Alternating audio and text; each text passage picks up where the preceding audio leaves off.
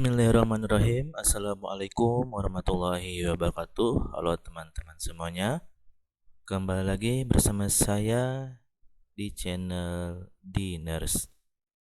Pada kesempatan ini saya akan mencoba untuk memberikan video tentang latihan soal P3K untuk perawat di tahun 2022 tentang kompetensi teknis.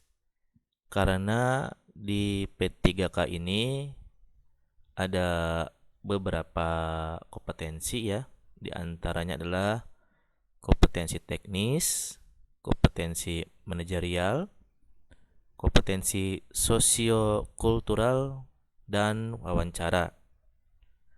Pada video kali ini saya akan mencoba membahas tentang soal-soal P3K. Semoga ini bisa membantu teman-teman semuanya dalam menjawab soal-soal P3K tahun ini.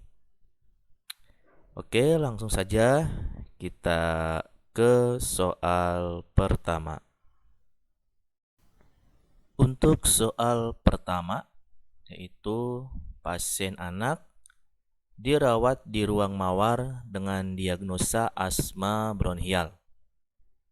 Respirasi 35 kali per menit, suhu 37,5 derajat Celcius, heart rate 90 kali per menit, dan pada saat perawat melakukan pengkajian ditemukan suara abnormal paru.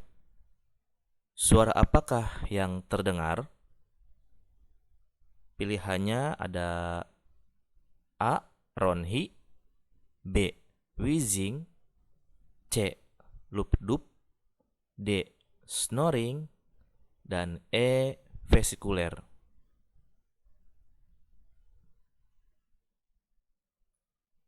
Untuk soal pertama, teman-teman pasti sudah tahu. Yang benar itu adalah jawabannya B. Karena memang suara abnormal yang khas pada paru-paru yang diagnosanya adalah asma bronhial pasti wheezing. Oke, langsung saja ke soal berikutnya. Seorang laki-laki umur 35 tahun sering mengurung diri di kamar, sedih dan tidak mau berbicara dengan anggota keluarga. Menurut keluarga, hal tersebut dirasakan sejak kehilangan anaknya yang meninggal karena kecelakaan maut 1 bulan yang lalu. Ada di tahap apakah pasien tersebut? A. Anger, B. Denial, C. Depresi, D. Bargaining, atau E. Acceptance. Ini adalah merupakan tahapan dalam berduka ya. Jadi teman-teman di sini ada di pilihan 5 yang harus teman-teman ketahui. Di sini merupakan respon emosi terhadap kehilangan seorang laki-laki yang mengurung diri di kamar, sedih dan tidak mau berbicara dengan anggota keluarga. Berarti ini lebih tepatnya pada pilihan C, depresi. Karena gangguan suasana hati yang ditandai dengan data seperti soal di atas, seperti perasaan sedih, tidak peduli terhadap lingkungan, dan menarik diri. Jadi jawaban yang tepat adalah C ya, depresi. Lanjut ke soal berikutnya.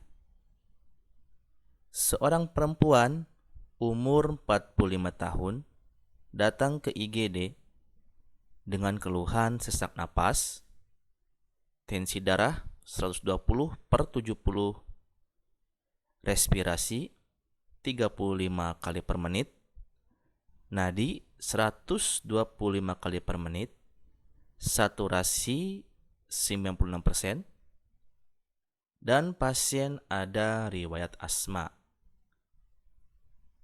Terdengar suara bunyi wheezing. Perawat akan memberikan terapi oksigen sebanyak 2 liter. Jenis apakah oksigen yang akan digunakan oleh perawat tersebut? A. Pasang simple mask. B. Pasang nasal kanul.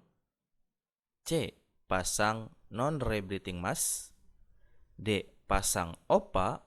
Atau E. Pasang rebreathing mask.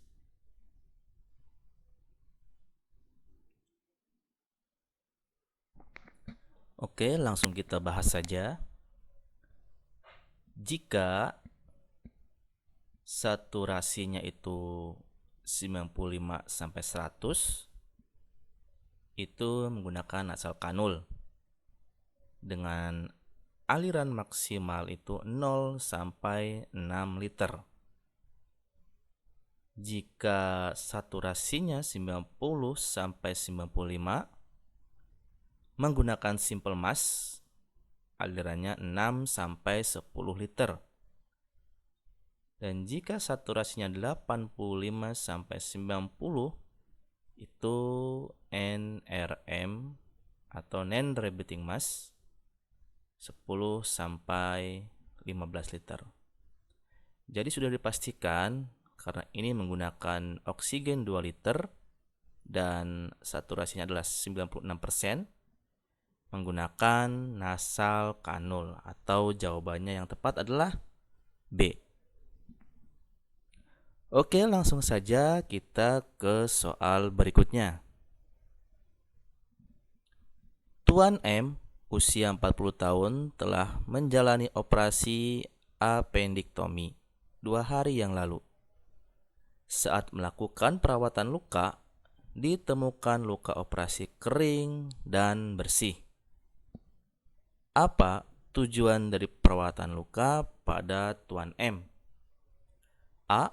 Mencegah pendarahan. B. Mencegah infeksi nosokomial. C. Mencegah infeksi berulang. D. Memberikan kenyamanan. Atau E. Menghilangkan nyeri.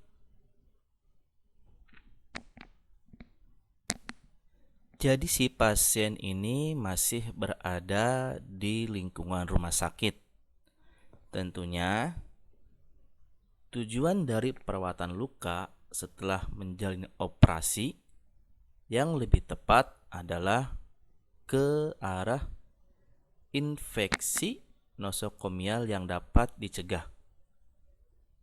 Jadi, kenapa sih jawaban yang lebih tepat adalah B? Karena infeksi nosokomial terjadi di lingkungan rumah sakit selama menjalani perawatan di rumah sakit. Adanya luka atau infeksi di daerah operasi yang umumnya antara lain infeksi aliran darah primer, pneumonia, infeksi saluran kemih, dan infeksi luka operasi.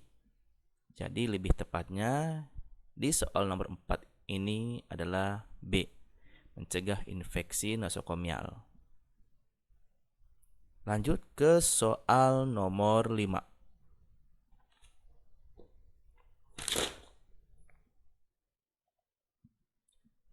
Gempa bumi terjadi di Cianjur, Jawa Barat yang mengakibatkan banyak korban.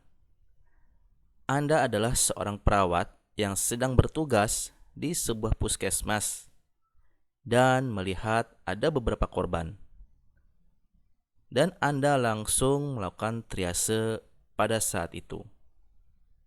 Anda menginstruksikan korban yang mampu berjalan untuk ke titik kumpul. Korban yang masih bisa berjalan tergolong dalam keadaan triase yang berwarna A. Merah, B. Kuning, C. Hijau, D. Hitam, atau E. Orange.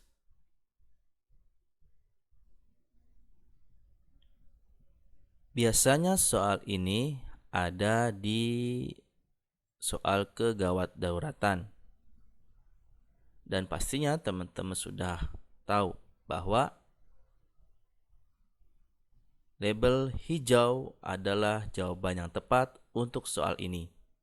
Karena pasien atau korban yang masih bisa berjalan dan masih bisa bernapas tentunya, itu adanya di label triase yang berwarna hijau. Oke teman-teman, itu adalah latihan soal P3K yang saya buat untuk teman-teman semuanya. Bila mana ada kekeliruan atau jawaban yang kurang tepat, silahkan teman-teman didiskusikan di kolom komentar. Untuk video selanjutnya, saya akan membuat beberapa soal lagi. Dan semoga video ini bermanfaat buat teman-teman semuanya, khususnya teman-teman yang akan melakukan tes P3K. Terima kasih. Jangan lupa klik like, share, comment, and subscribe. Assalamualaikum warahmatullahi wabarakatuh.